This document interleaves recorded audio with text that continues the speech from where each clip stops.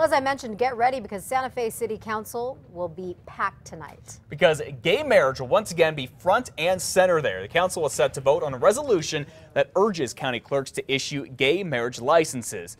Now, if you remember, earlier this year, Santa Fe City Attorney announced gay marriage should be legal in the state because the law here doesn't necessarily say that marriage is specifically between a man and a woman.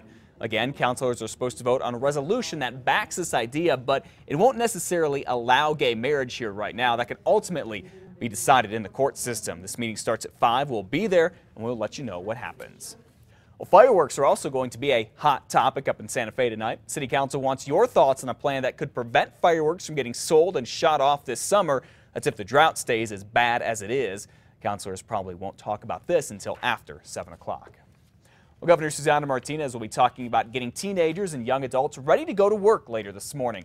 She, along with a number of school superintendents, college administrators, and business leaders, will be meeting about what is called early college high schools. They let high school students get college credit and even work certificates while they're still in school. The governor has $500,000 from next year's budget set aside for these programs. This morning, both inmates who escaped in Albuquerque this week are back behind bars. Brandon Davis surrendered to sheriff deputies after a standoff at a Northeast Heights house yesterday afternoon. Andreas Macias was caught Monday night after he was hiding under his family's house. If they escape from custody, they have other intentions, and so, we do make it a priority to try and get them back into custody as quickly as possible. MDC said the guys who were handcuffed kicked out the back doors of the van while it was parked outside UNM Hospital. Those doors are supposed to be reinforced. Well, yesterday, Jail Chief Ramon Rustin called the report from his staff about them being kicked out hearsay. An investigation is now underway to see if that's what really happened. A guy is in custody after officials at the Albuquerque Sunport say aviation police caught him sneaking onto airport property. Officers nabbed the guy just after 7 last night. They say he had either gone over or under a fence near the southwestern edge of the Sunport. That's near the runway off of University. Police say the man had a knife. It is not clear what he was doing or why he was there. A firefighter in Albuquerque won't be out saving lives today. Instead, he'll be stuck on desk duty because of what he's accused of doing Monday night at the Isotopes game. Investigators say this man, Michael Quinones, said a friend got thrown out of the ballpark after being involved in some sort of dispute. Police say they later found the two in a car in the parking lot, and they were drunk and hostile. Quinones' friend here was charged with DWI, but right now, Quinones is not facing any charges. Now, we found out this is not the first time he's been in trouble with the law. Back in 2009, Quinones was arrested on charges of assaulting a police officer and disorderly conduct. Well, the man who is set to be in prison for a long time for ripping off the Sandia Resort and Casino to the tune of more than $1 million is supposed to be back in court in just a few hours. Daniel Royball's lawyers are going to be looking at the evidence in his case. 4 years ago, Royball took a plea deal and got 50 years in prison. He managed slots at the casino when he and another man stole the money, sometimes thousands of dollars a day. A man who used to have an eyeglass business and who is accused of taking advantage of the Medicaid system is also set to be in court this morning.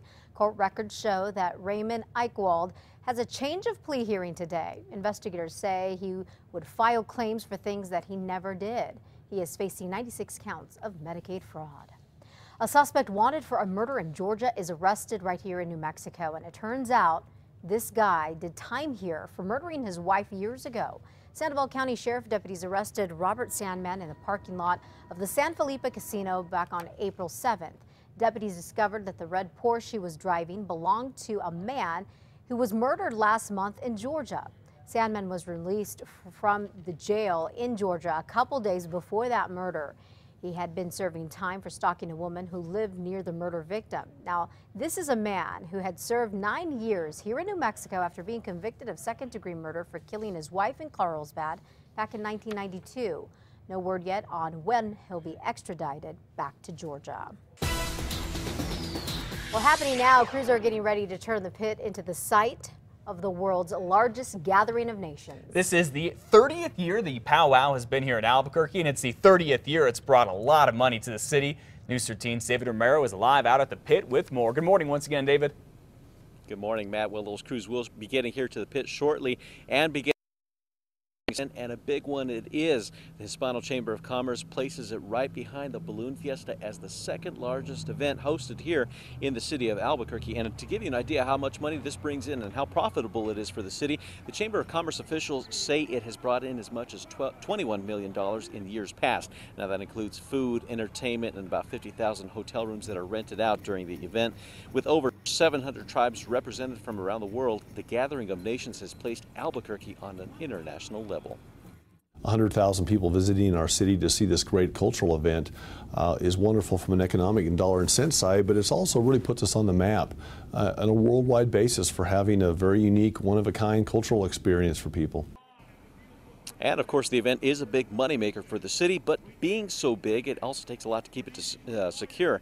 In light of the bombings recently that took place in Boston, the Gathering of Nations issued a statement saying they will continue to work with local law enforcement agencies to monitor happenings at the pit. That includes bomb-sniffing dogs that can go through the pit and look for anything suspicious. Now, if you want to come out to the powwow, the tickets are about $17 a day. Matt, back to you.